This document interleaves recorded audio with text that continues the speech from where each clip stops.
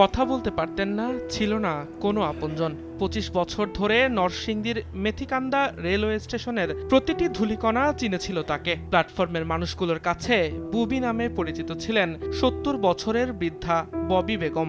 বিনা পারিশ্রমিকে স্টেশনের প্ল্যাটফর্ম ঝাড়ু দিয়ে তিনি খুঁজে নিয়েছিলেন বেঁচে থাকার ঠিকানা। তবে শেষ বয়সে এসে মানুষের নির্মমতা দেখতে হলো তাকে। গেল ৪ জুলাই গভীর রাতে ঘুমন্ত এই বৃদ্ধাকে নির্মমভাবে পিটিয়ে চোখ মুখে আঘাত করে ছিনিয়ে নেওয়া হয় তার অনেক কষ্টে জমানো প্রায় ৪০,০০০ টাকা। পরে হাসপাতালে চিকিৎসাধীন অবস্থায় গেল ৭ জুলাই মৃত্যু হয় তার।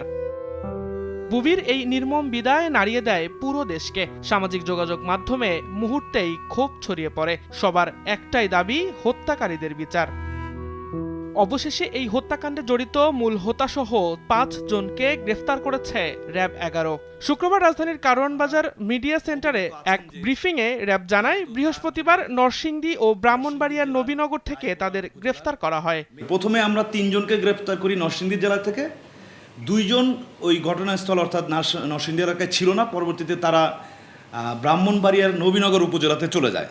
তখন আমরা আমাদের র্যাব ৯ এর সহায়তায় ব্রাহ্মণবাড়িয়া থেকে গ্রেফতার করি। হত্যাকারীরা মাদকাসক্ত ছিল জানিয়ে র্যাব জানায়, মূলত নেশার টাকা জোগাড় করতেই বুবির ঘরে হামলা চালায় ওই দুর্বৃত্তরা।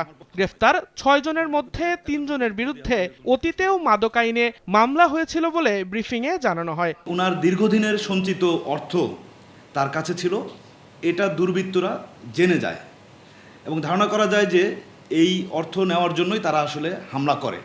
গ্রেফতার ৫ জনের মধ্যে ৩ জনের বিরুদ্ধে অতীতেও মাদক আইনে মামলা হয়েছিল বলে ব্রিফিংয়ে জানানো হয়। স্টেশন মাস্টার দিন মোহাম্মদ সাব্বির, সময় সংবাদ, ঢাকা। ৩২৩ এবং ৫০৬ ধারা অর্থাৎ চুরি জখম।